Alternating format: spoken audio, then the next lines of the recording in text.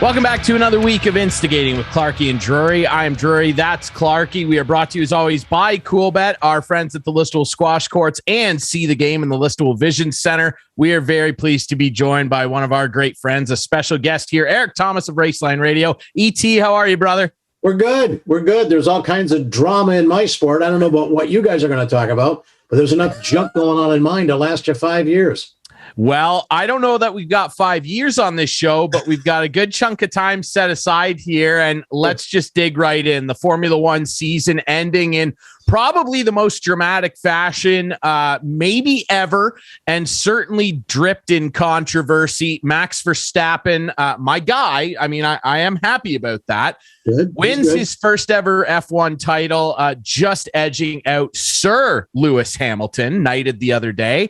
And boy, ET, the end of the race, let's just start there because that's what everybody was talking about, that last lap and the lead up to it. What the hell happened on Sunday? What happened? There are people still asking what happened, and I don't think I totally understand what happened, and I don't think Toto Wolff at Mercedes and Lewis Hamilton know what happened.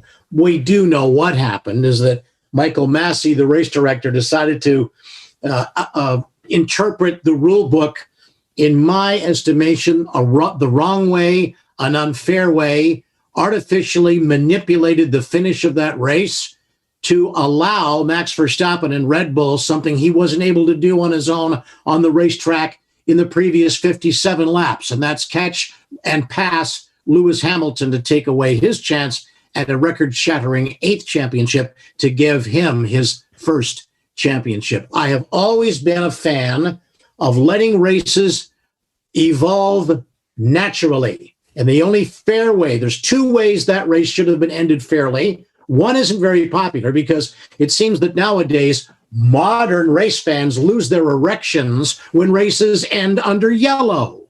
Yet we've been doing that for generations, long before any of us were on the face of this earth. And less than 2% of any automobile race anywhere even ends under yellow. But now you're going to have this artificial manipulation to try and get a one-lap shootout. Really? A championship this good all year comes down to one lap? The other fair way was to finish the race the way those cars were aligned on the racetrack. Lewis leading 5 to 7 cars in between him and Max Verstappen, who's trying to catch them. They announced they weren't going to remove the lap cars. Then suddenly after, Christian Horner from Red Bull gets on the radio with the race director, which is a dumb rule to begin with, and says, we got to get rid of these lap cars. Give me a minute. All of a sudden, they're gone. And all of a sudden, the pathway is clear. All the barricades are removed from Verstappen. He's right there. Lewis is on old tires, which is superfluous at this point. And they manipulated the finish. Lewis, in my mind, in my opinion, in my experience, got robbed. He got robbed blatantly, and he didn't win the championship. Okay. Max wins the championship. Okay. Mercedes I thought they were going to appeal this to the FIA, the highest court in the auto racing land, but decided for the good of the sport not to, because Ross Brawn, who runs Formula One on the competition side, and Formula One is going to institute a tribunal to investigate this and take away those idiotic gray areas in the rule book to stop anyone from artificially manipulating a finish. To me, it was grossly unfair. And yeah, Verstappen won the championship and had a great, great season. But for a season like this, so important, with a worldwide audience exploding in popularity because of the Netflix series, and you end it like that? You've got to be kidding me, man. I mean, Max deserved better. Lewis deserved better. The fans deserve better. And the sponsorship community deserved better as well. I did not like the way they ended it. Verstappen is the 2021 Formula One World Driving Champion. But to me, there's a little invisible asterisk beside it because I don't think he won it fair and square. So, ET, why did they do it? Did they just do it to make it so 1 versus 2 last lap? Let's make it exciting. Like, is that the bottom line? Is that why they did it? And Michael Massey hasn't explained why he decided to do it that way, because the way the rules are written, he could do that. And earlier in the season, he did it the other way. So the rules shouldn't be so gray that it's open to a race director's interpretation. It was unfair, and NASCAR does it, and I hate it. IndyCar does it, and I hate it. If that's the way the cars are lined up on the racetrack, that's the way the race has evolved. And here's the ironic thing. Massey said to those guys, don't crash each other out. Don't do something unfair. Don't do something unsportsmanlike. Win it on the racetrack. I guess he forgot his own directive, and Formula One forgot about it too. It wasn't decided on the racetrack. It was decided hours later in the boardroom with a bunch of shirts and ties who decided to go for the dramatic finish that, to me, was patently unfair. And correct me if I'm wrong, Verstappen pitted on that last lap, or before the last lap, to get fresh tires. Yeah. Hamilton stayed out knowing there was 6 or 7 cars in between them, right? That's why he didn't pit. And that's what I mean. Yeah. Remember during the telecast, and that's one good thing that I like, is when you can hear the drivers talking to their team. I don't like having to hear Christian Horner and Toto Wolff talking to the RD and trying to badger him into doing things. I don't like that part of it. But Lewis says, are we not going to come in for tires? He says, Lewis, it's a bigger gamble to do that. We don't want to relinquish track position. Right. And that's why he didn't come in. But if you're leading and a crash happens with 5 laps to go, you could be on the damn rims and finish that race. I wouldn't care how worn out his tires were. If they had left those lap cars in between them, there's no chance that Verstappen would have caught him in the restart of that race. Yeah. So, they first announced everybody and that we're not going to remove the lap cars. Okay, fine. Restart it the way it is. All of a sudden, no, we're removing them. And next thing you know, here's the thing. There were 7 lap cars. They only told 5 of them on the radio to move around Lewis and unlap themselves. Why didn't they tell all 7 cars? To me, somebody in race control doesn't know what the hell they're doing. And that to me is massively disappointing. It is disappointing. And I mean, again, coming at it from an angle of bias, because I like Max. He's kind of the guy I've latched on to. I like Max too, but he didn't win it fair. Didn't wear it fair. It wasn't his fault. And that's the thing too. It's not his fault. And it's not Red Bull's fault. Right. It's the race director's fault. It is. And that's sad too, because people are saying, oh, well, his championship is tainted. I don't think that that's fair to say on his behalf. He raced under what the director told him to do. That's right. But the issue is that the race director, and Michael Massey, should resign. Because Michael Massey all year long, and there are other people up there with him, and they should all resign, but he's the face of it. He should resign because, like you said, earlier in the year when there were other instances like this, he went the other way and maintained rule. I believe that the article that they were constantly bringing up at the end, Martin Brundle and the guys, was Article 48.9, whatever. There's a bajillion pages in this book. I know it's too thick. That's too thick for motor racing. I think Formula One is supposed to be the peak of motor racing. It's way too complicated for people to understand. Then you have all these gray areas where one race he does it like this, and then in the final race he does it like this. So that's problem number 1. And Max's championship for me is legitimate. The way it happened sucks, but he deserved to win in, albeit an inferior car, and I'm proud of him for doing that, but there were a lot of wonky things that happened in that race.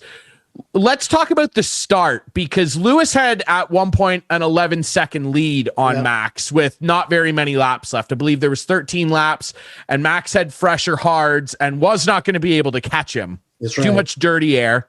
That's right.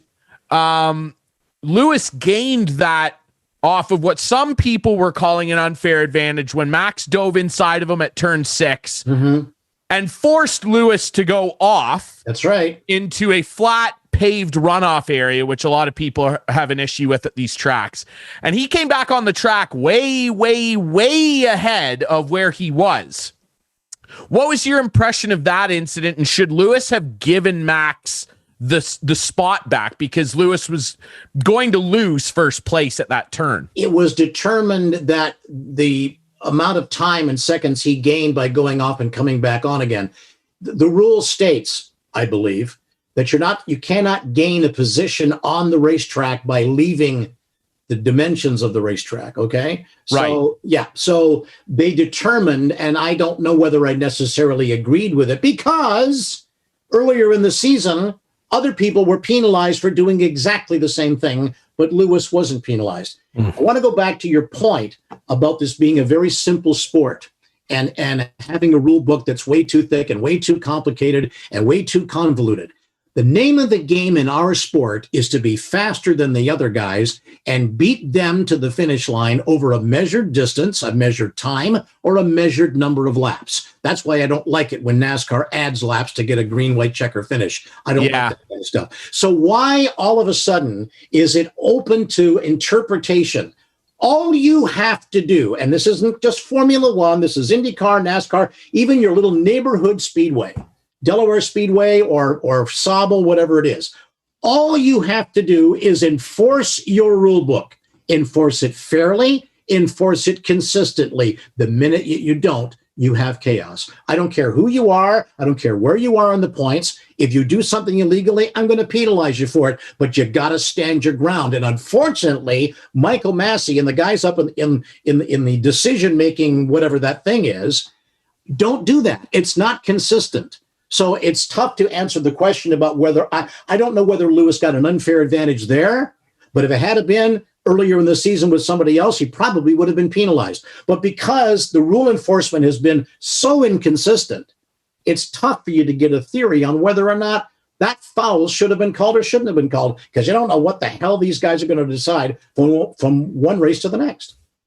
Yeah, that's the thing, right? I think no, you absolutely answered the question, and I agree. And what I would say there, because in the purest form of it, you're trying to outrace the other guy. Correct. And there are people that have a lot of problems, and I understand, with the way Max drives. He's too aggressive. He's got the nickname. So. You think he's too aggressive? I don't think he is. No, but lots of people do. And the reason I like him is I think aggressive, though.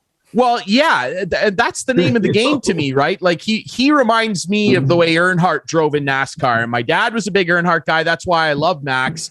But people say he's too aggressive. He dive bombs too late. I don't think he did that in this instance. He put his car in the best place in the apex of that turn on the racing line. And Lewis could have either crashed into him. He could have done that. He didn't want to do. He didn't want to. So what he did was he ran off onto a paved part of the track, which they got to get rid of these runoff areas.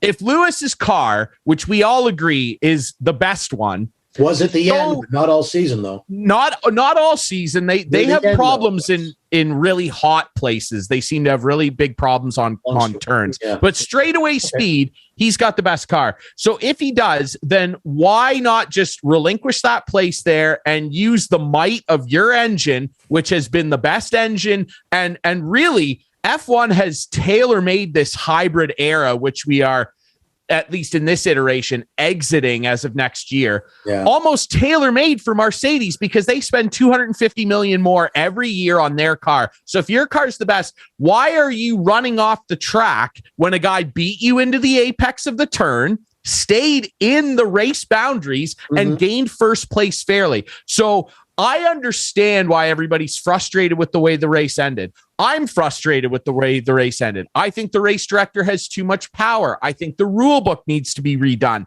However, I have, with my bias hat on here again, a really, really hard time feeling sorry for Mercedes, for Toto Wolff, and for Lewis, who I respect. Whether you want to argue he's the greatest of all time, I still think Schumacher is, but I digress. I have a hard time feeling bad for a team that has won 7 straight constructors titles, now 8, I believe. Lewis has won 5 straight world titles, and they constantly bend the rules. And the one time where, albeit it was a giant explosion, a really big pie in their face, the one time they get a pie in the face, we've got to lodge complaints. I understand, but I have a hard time feeling sorry for Mercedes. And the one word I'll bring up to you, Eric, and I want your take on it, is Silverstone. That's the only thing that I have to say to that, because he took Max out in a dirty fashion. And if Max had stayed in that race, it wouldn't have even come down to Abu Dhabi, because Max would have won a race earlier. Yeah. Well, I think it circles. Yeah, I understand what you're saying, and your sentiment and your angle on this is not new, and it certainly isn't unique, and a lot of people agree with you. I don't know whether I totally do, but I understand. You have to understand. I think it circles back. Well, 2 things. One, it's easy enough for us to sit here and sip our drinks and make all kinds of post-race analysis about, oh, this in the corner and this in the apex. All of this is happening at extremely high velocity in split seconds, and decisions are made in a hair's breadth of a fraction of a second on whether or not that's the right move. Okay? So, we're questioning what drivers' decisions are made on the racetrack as they're out there competing. I don't think we'd make a lap in one of these cars, let alone an entire race of 57 laps. So, it's easy for us to analyze this. But I think what you're talking about here and what I am trying to tackle circles back to what I just said about consistent, fair enforcement of the rules. Yes. It doesn't matter whether it's Max Verstappen or Lewis Hamilton or Esteban Ocon or Giovinazzi or any of those guys, Latifi, Stroll, anybody in that field. If there's a mistake made and an error made and a foul made, it should be enforced no matter who it is, no matter where it is, and no matter what is at stake by making a decision. The minute you start to leave it to interpretation, then you're going to get accused of playing favorites, and it addresses your concern about the first time Mercedes gets a pie in the face, they're whining about it. There was a lot at stake at the end of that race. But all of this is alleviated, you guys, if you remember one simple thing. It's an automobile race, and you're supposed to beat the other guys to the finish line over a measured distance. The minute you stop enforcing the rules fairly, and the other important word is consistently, then you run into the problems that we are discussing here. You take away all that gray area, all that second guessing, all the anger. It was supposed to be one of Formula One's finest moments. Lewis Hamilton winning a record 8th championship to break Schumacher's record to become the greatest of all time. And Schumacher, a lot of fans didn't want to see that, but instead all we got was anger and confusion. That doesn't seem to be a very good ending to any kind of a championship, let alone this one, where there was the biggest global worldwide television audience that Formula One has ever seen because of the explosion of this. All of this gets taken away when you don't enforce the rules consistently and you don't enforce them fairly. The minute you start to go back to that, make the rules simple, make sure everybody understands. Don't say I'm going to leave the lap cars there and then 30 seconds later take them out of there because some Christian Horner on the radio said we got to get rid of these lap cars. Right. Whoa, what are you doing? Stop doing that. That's not fair enforcement of the rules. And I think all of this consternation and ranting and raving is taken away, and all you got to do is do something KISS principle. Keep it simple, stupid. Enforce your rules and enforce them fairly and enforce them consistently. You take away all of these problems. E.T., we always let you rant about something every time you're on, and I'm going to give you a little pulpit here to rant. I've already been on. No. This is something that I've been watching and taking in on your Facebook. What did you think of the Sky Sports guys and their attire? Oh God! And then I want Ryan's opinion. Oh, and then the younger generation. I put that up there. These guys look like they just got off a bad bus trip to nowhere. They're shirts untucked, t-shirts with shirts untucked over top, jeans on, sneakers on. You are commentating on a worldwide audience of millions and millions of people.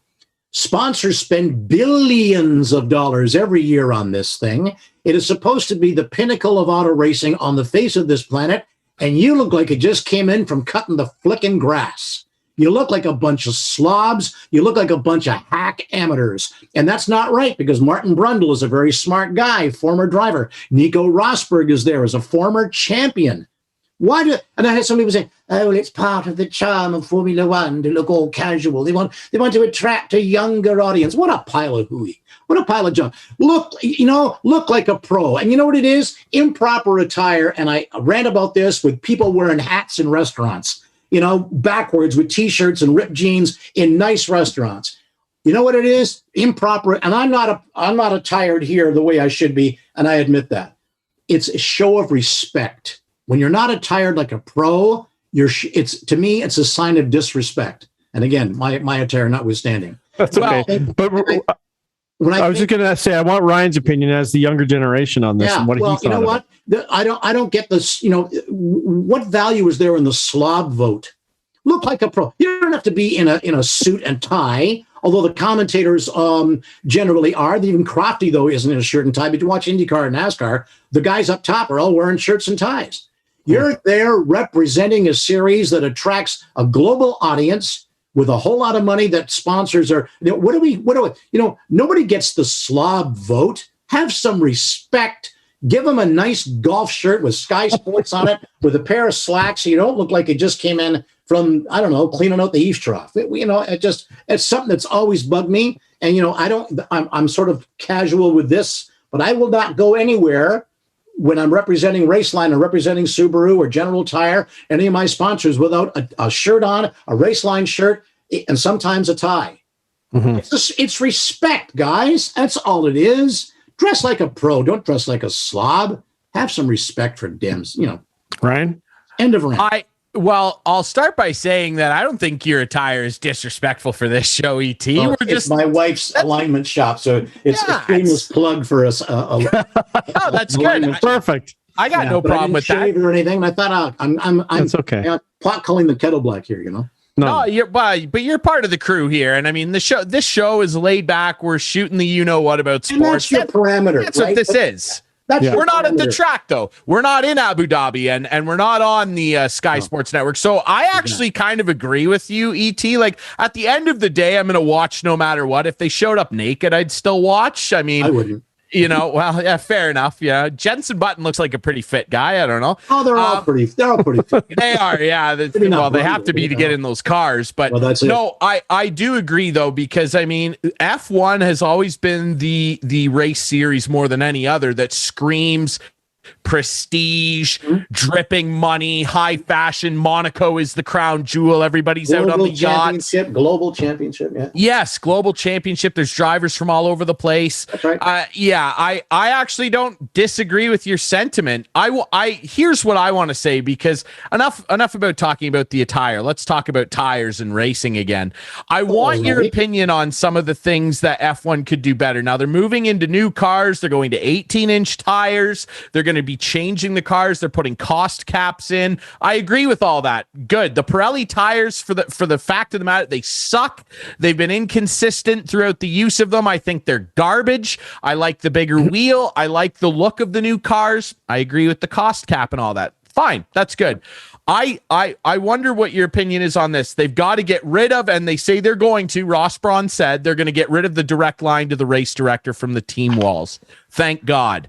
They've got to shrink the rule book by about half and make things black and white and consistently do it. The other thing that they need to do is stop allowing teams like Mercedes and in the past the Ferraris of the world from overspending to such a gross amount on their car, where the Williams and the Alfa Romeos of the world can't even keep up. They're 45 seconds behind everybody. That's right. And, it just bothers me that they have all of these finicky little rules that pop up every now and again, and then you see it again later. Like, you'll remember we were talking about Lewis running off the track. You'll recall 2019, the Canadian Grand Prix at the part of the river run of the course. Vettel went off the track, came back on unfairly, and had to give Lewis the place back, and he was really upset about it. That was going to be his first race win in a couple of years, and he lost. It just bothers me that they have all of these things that happen where it just doesn't make sense to me. And it's I up don't to interpretation. And again, it's unfair rule enforcement. And it's tough. It's tough when your rule book is so complicated and so convoluted, but it gets back to this idea that the race director has to have an idea of what the rules are, but enforce them consistently and fairly. It's so simple, boys and girls, moms and dads. It doesn't need to be some huge brain drain where everybody gets upset about it. Just enforce the rules, whether it's Lewis Hamilton or anybody else. Again, I know I'm sounding repetitive, but you take away all of that stuff when you enforce the rules consistently. I like what they're doing with the cars. The one thing that gets me is that we're into this debate, and we could do a whole show on this, and it's not necessarily racing. But this insistence by the environmentalists and these short-sighted politicians that we're all going to be battery-powered in conveyances by 2030. And what are we going to do with all the gasoline-burning cars? The hybrid technology in Formula One, to me, is brilliant, and why the automakers aren't really looking to expand and exploit that technology is amazing to me. I mean, they use kinetic energy recovery systems. They use braking energy to help charge the batteries, which assist the gasoline engine. My wife drives a hybrid automobile where the gasoline engine charges the batteries. When the batteries are full, the engine gets shut off. It's not emitting any pollution, and it runs on the batteries like a great big bloated golf cart. Why isn't that technology being utilized? So, I mean, I like this idea of simplifying things, taking all those little barge boards and all those little aerodynamic fiddly-boos and wings and fins and things on the front that break off every time somebody rubs into somebody else. They're doing away with some of that, taking away some of the downforce, putting some of the control of the cars back, and that's good. I don't know, in answering your question a few seconds ago, you're always going to have teams like Mercedes and Ferrari and Red Bull that are going to spend upwards of $1 billion to put 2 race cars on a racetrack for a season, unless they do some serious capping to try and end that gulf, that huge schism between the top 2 teams. Used to only be 1, you remember? Now it's 2. It's Red Bull and it's Mercedes, and then you got a bit of a gap. And and every once in a while you'll see somebody funky on the podium that hasn't been there before. But until they do some serious spending cuts, serious ones that right across the board, you're not going to see that change. And again, you're going to get an argument from those purists out there who say, well, all the high-priced gizmos and all the technology gives Formula One its charm, you see. It's one of the reasons why it's up here and the rest of them are down here. It's because of all the technology and all the money that they spend. I don't know. I don't know whether that's true or not. I don't think it gives it any charm when it's the same guys winning all the time. And now, let me take it one step further. You've got 2 teams battling, and it used to be only one, Ferrari and Schumacher, and he used to get the pole for every race, win just about every race. Every race was done in the first turn, and the championship was done by the middle of June. How lousy was that? Now we have 2 teams competing, but we need more. And we have a serious spending cap formula in there. I don't think you're ever going to see that change. I don't think I will live long enough to see it change. I don't disagree. I mean, I guess at least in some respects, Schumacher early on before Ferrari really hit their stride had Hakkinen pushing him a little bit. But it's fair. Here's the other thing that I want to run by ET and Clarkey. I'll let you run something by him if you want after this, because this is the other thing that I think is an issue. Better let him in. He's going to get mad. Yeah, absolutely. I'm kidding. I want your opinion on this. I think that the race schedule has gotten too long. 22 races, it feels obscene to me. Yeah. I would rather see it at 16, 17. And I'd love your opinion on this too. I think another big problem that they have is they've gotten a little too big for their britches in respect to the tracks, because at least 6 or 7 of the tracks, including Abu Dhabi, which they made changes to from last year, suck. They suck. Yeah. Some of these tracks are awful. And that's Saudi Arabia is too narrow for one thing. Man, there are way too many tracks on this circuit where it's nearly impossible. There's like 2 places on the track you can pass people, and DRS plays a factor in that too. So what's your opinion on that? Getting rid of some of these tracks and getting rid of DRS, I think it's goofy. It's gimmicky, isn't it? And a lot of people that agree with that. But I will put it to you this way. The reason why there are so many races, and there'll be a record number of races next year, the reason why there are so many, and don't go by this year and last year, we just finished racing and we're ready to open Christmas presents. That doesn't normally happen. It's because of COVID. Yes. The reason they're in these places with some of these questionable tracks, these new ones in the Middle East and the Far East, especially the Middle East, is because that's where the manufacturers need to go to sell cars. Yeah. Period. Yep. Full stop. It's the reason why they're going to put another Grand Prix in the United States. They sell an awful lot of Mercedes in the United States, an awful lot of Hondas, an awful lot of Ferraris. They sell them in China too. They sell them in the Middle East and the Far East. And that's the reason why the schedule is as long as it is because that's where the sponsors who pay the bills, that's where they want to go. Exactly, Clarkey. It's scratch. Can they just make the tracks good then at least? Well, because the tracks stink. Russia is terrible. Abu Dhabi's terrible. Yeah. The Vietnam track looks terrible. Zandvoort is terrible. Because they want them to look good. They want them to look good on camera because that's good for tourism. Yay. And in Canada, and I don't know what it is in the Middle East, but you can get tourism money if you look pretty on camera because it's going to drive people to go there, right? And then the other problem is that when you run some of these, like Silverstone you mentioned, and some of these tracks in England, Germany, France, Italy, they were built back when the cars were half as powerful. Yeah. And nowhere near as fast. And the reason why you don't get a lot of passing is because there's no time. The cars have overpowered the racetrack. And you watch these guys, they're so fast, there's no room to pass because it's too fast, it's too quick. And the cars, have outgrown the parameters of these racetracks. I agree. So unless you're going to dig them all up and start again and come up with some kind of a blueprint on what a perfect track is, I don't know where you go with it. But that's the one catalyst behind the reason why you're in all of these different countries all of a sudden at some of these dumb racetracks is because that's where the manufacturers need to go to sell product. Period. Full stop. Yep. ET, before we let you go, I just wanted to get your opinion on a couple other sports. Of course, you used to be the voice of the Leafs. Well, maybe I'll ask you a question on the Leafs later, but that's cool. It wasn't a great day for Lewis Hamilton or the Hamilton Tiger Cats on Sunday. Clever, Clarkey. No. What do you think? Like, did you watch the game? What's your thoughts? A great cup, very popular. A lot of people watching, of course. And I thought a bonehead play. That was a great segue. You're an old pro radio guy, I can tell you. I always have had, I don't want to say a soft spot for the CFL. We're big NFL fans. I mean, our family had season tickets to the Bills, and my wife is leading her football pool, believe it or not. My daughter, nice, and her husband are NFL experts, and they sit there on the phone talking about this guy, that guy. Katie and Janice could do their own radio show on the NFL, and why this guy is terrible and why you shouldn't draft that guy, and whether or not Josh Allen has an offense he can work with, blah blah. Anyway, to your question. I've always had a soft spot for the CFL, and me too. Yeah, and we, the Argo. And I'm an Argo fan. So. Yeah, and that's cool. And we do the show out of CHML in Hamilton when COVID allows us to get in there. So I have a soft spot for the Tiger Cats, and we had some family friends that played for the Tiger Cats in their history. Such a shame that you had a packed house for the Grey Cup game on national television, and you couldn't pull it off. You took a knee. What? Was that one point could have been the difference between winning and losing? It's interesting to watch these guys on a much larger field with a football that's twice as fat as an NFL one and watch these guys work.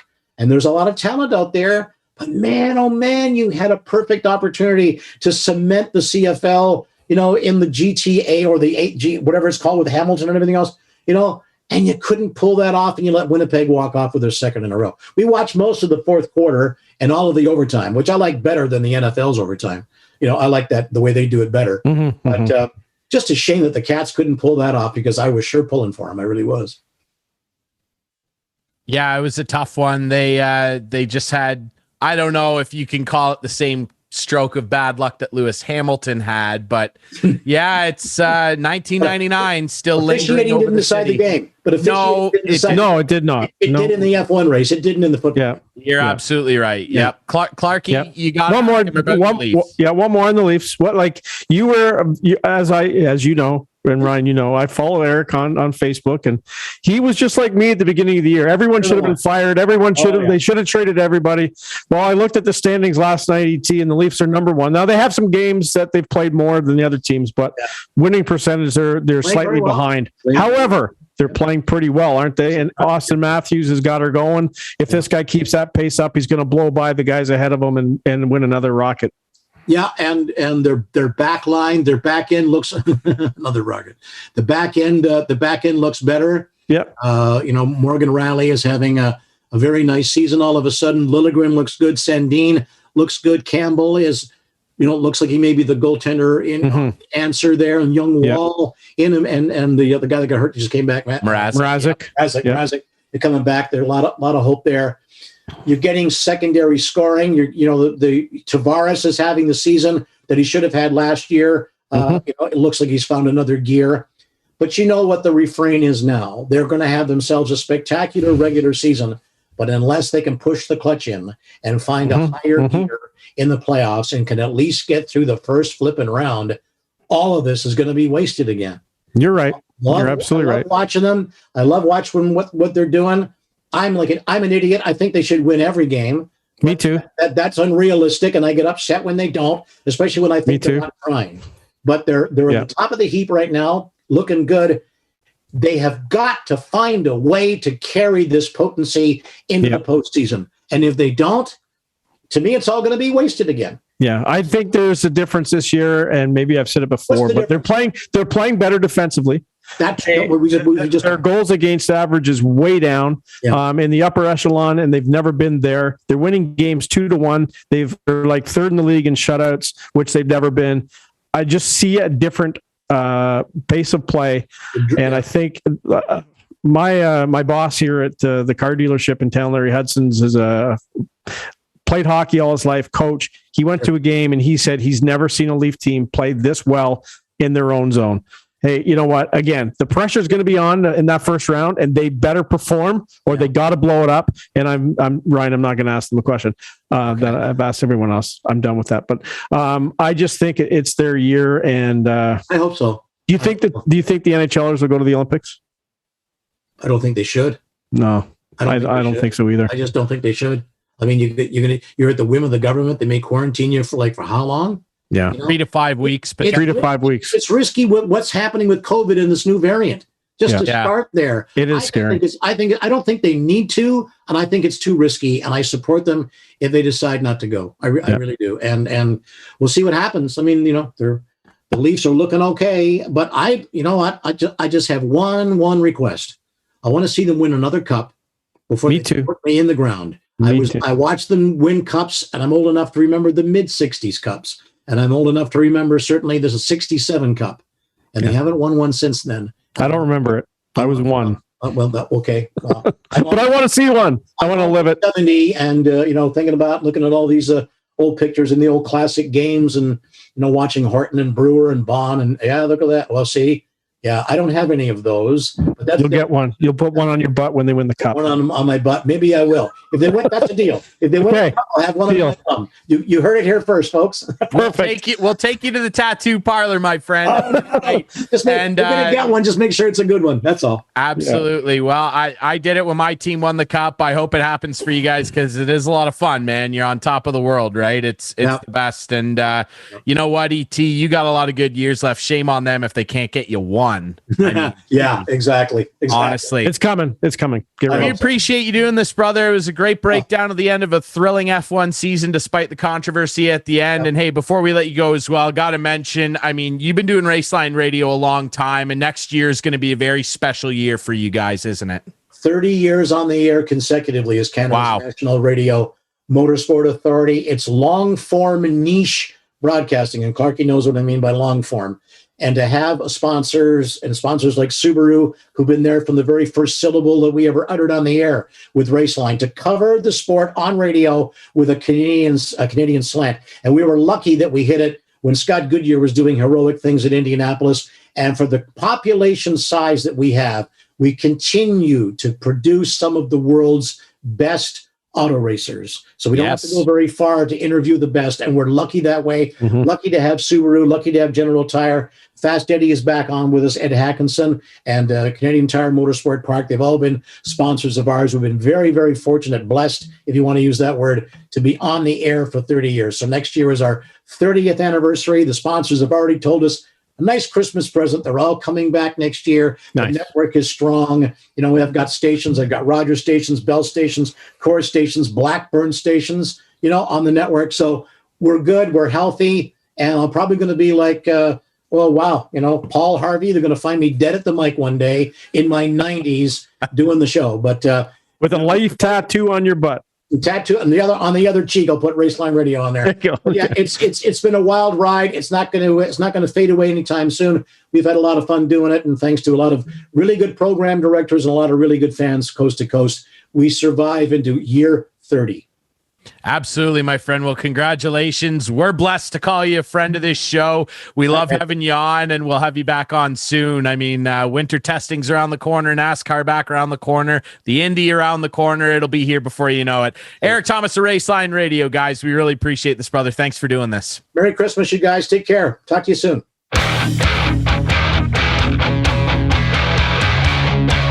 Back Back here on Instigating with Clarkey and Drury, we appreciate our friend Erik Tomas of Raceline Radio. Boy, 30 years on the air. Pretty incredible stuff to break down the end of the F1 season. We're now very pleased to be joined by one of our great sponsors, our friend Travis Stewart of See the Game, and of course, our friends at the Listowel Vision Center. Travis, how you doing, my friend? Welcome back.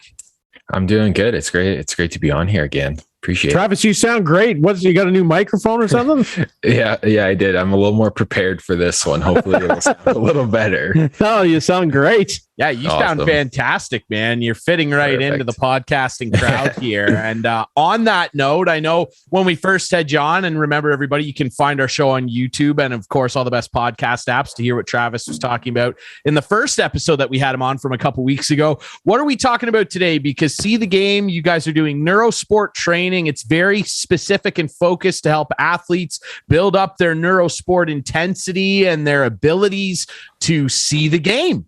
And tell us a little bit about what we want to learn about today. Perfect. Yeah. So last time we kind of went over the who, the what, and the where. We're going to kind of finish it off with the when, why, and how, and then just kind of talk about the team that we have at See the Game, because I realized I didn't even mention that the last time. So we'll kind of fill you in on who is involved in this business. But to start, we're going to go over kind of like when this training is going to occur. So with most athletes, time is a limitation throughout their season, especially when they're student athletes, which is a lot of the population that we're working with, because they're going to have school for 8 months of the year. So there's very fine line between doing their training and not impeding on anything else. So kind of what we're looking at is working in their off season, doing weekly training sessions for about 6 weeks. Our training sessions are going to begin with an assessment of their neurocognitive skills. And then after we complete the program, we're going to do another assessment just to test the progress over that time. Throughout the time, like between sessions in their training program, we're going to be doing some at-home drills with them. So we'll have take-home kits, some programs that they can potentially use at home, whatever is going to benefit them the most. And then throughout their season, we let them, use those take-home drills just so they can maintain those skills. So they don't lose them over the season.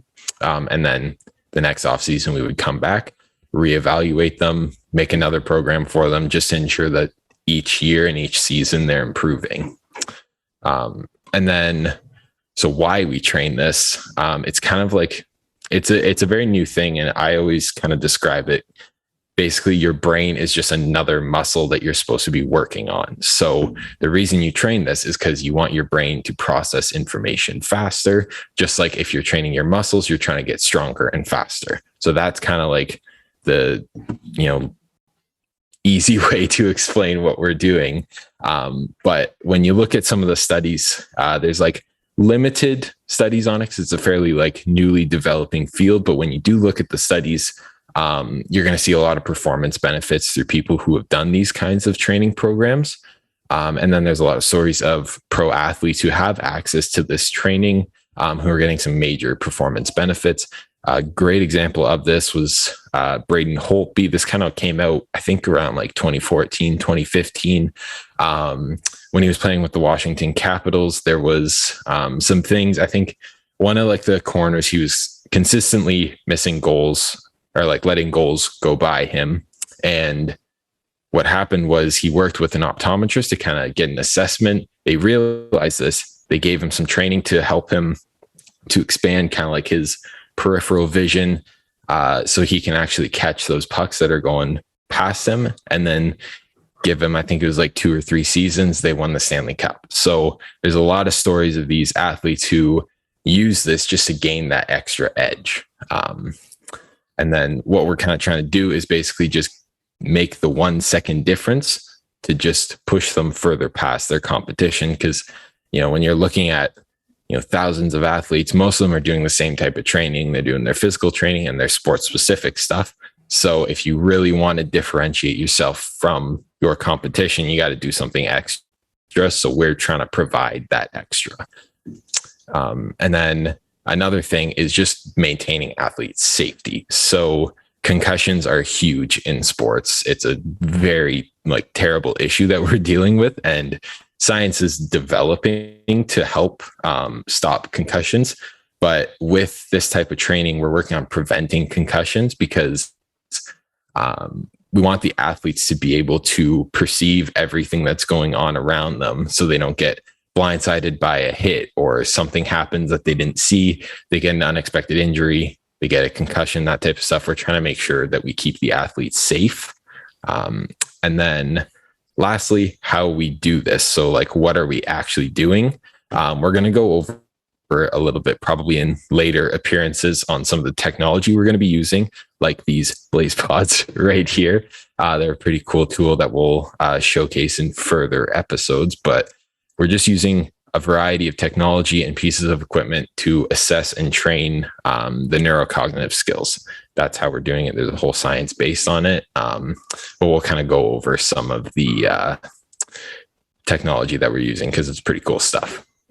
It really is, Travis. And I mean, I like, first of all, that you referenced my boy Braden Holtby picking he's somewhere in that Stanley Cup montage. And look, Clarkey, the photos are in color. And when he started using them, you could actually see it in one of the NHL docuseries, him after a game hitting those colored pads behind you there for our viewers.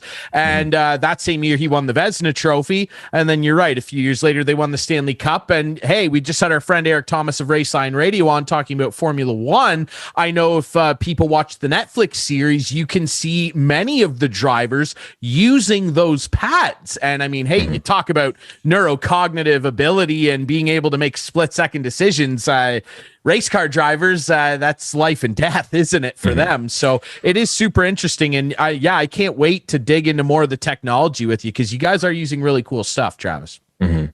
Yeah, no, it's really cool. That documentary was great. And it was cool seeing some of the stuff that we're doing on, some of their, high level athletes. And it's pretty cool because we've actually had the opportunity to work with an up and coming race car driver in like the karting scene. Wow. So he's not old. Yeah. He's not old enough to actually like be in like the full cars, but he's in like the tiny karts and they're still going, like he's like 14, I think. And they're going like 120 to 160 on these little karts. So like, that was kind of the main thing. Like we're trying to keep this kid alive. Like we want to make sure he's seeing everything because if he makes a mistake, as you said, it's life and death. So that's like a huge part of the training we're doing is performance, but also just making sure that they can leave their sport and have a life afterwards, Yeah, and that's hugely important, the concussion thing. And I'm excited to dig into the specific technology. We've, of course, seen it. Clarkey strapped on the VR headset and tried to stop some... Coolest thing ever. It is absolutely... I can't wait till we talk about that. It's the coolest thing ever. We'll talk about it in another episode, I'm sure. 100%. It's going to be great. Little teaser there for everybody to stay tuned for our appearances here that we have Travis on. For more Neurosport insight and to see the game, make sure to check them out. They're on Instagram. You can check them out over at the Between the Lines campus right here in Listowel, Ontario as well. Travis, great appearance, brother. It's good to see you. Merry Christmas, and we'll talk to you in the new year, man. Awesome. Thanks, guys. Thanks, Travis.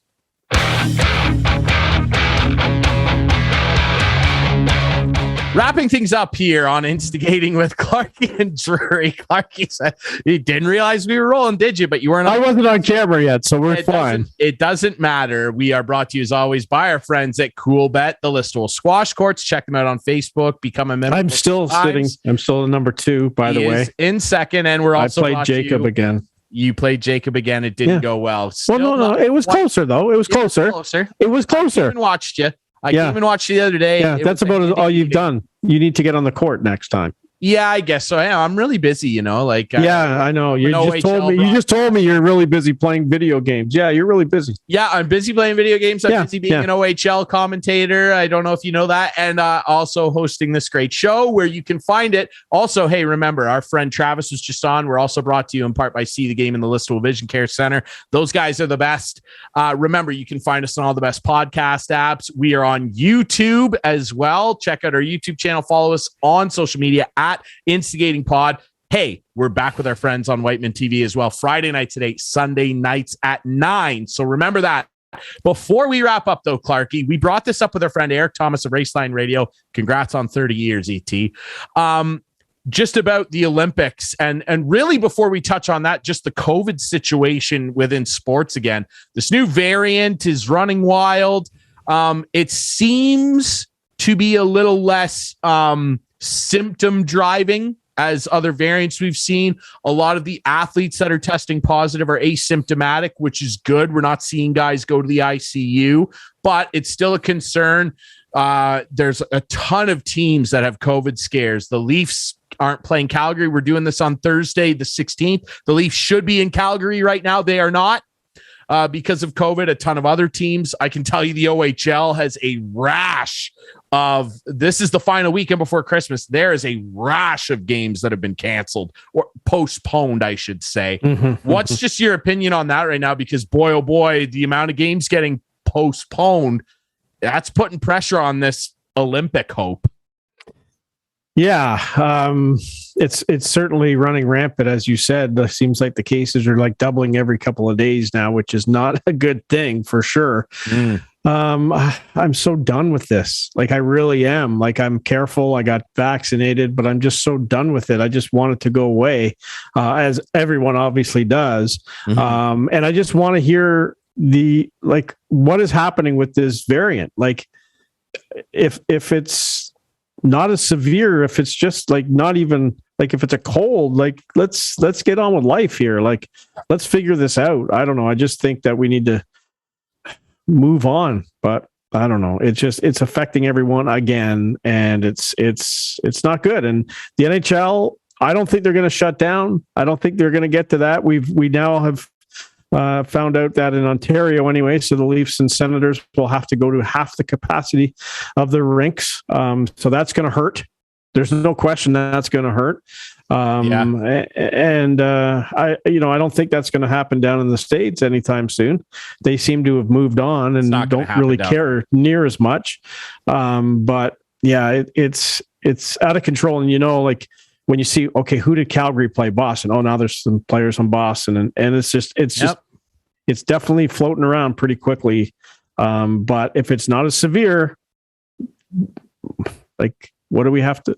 I don't want to say what do we have to worry about, but if it's not as severe, let's maybe lessen the restrictions. Well, that's all I ask. But I understand what you're saying. And hey, guys, we're not doctors. We're not giving you advice here or anything, but you are expressing the inner wonder of a lot of us who have followed the rules, have got double vaxxed. Hey, I'll get my booster dose too. I signed up for it already. So. I get the flu shot every year. Like, I don't care. Yeah. I'll get a shot every 2 weeks if you tell me I need to. Like, whatever. But the big question on everybody's mind is, where is the break point where we just go, this virus exists now, you're protected against it, you're not going to end up in the hospital, you might catch it, and where is the break point where we treat it like the flu or whatever? And I know it isn't.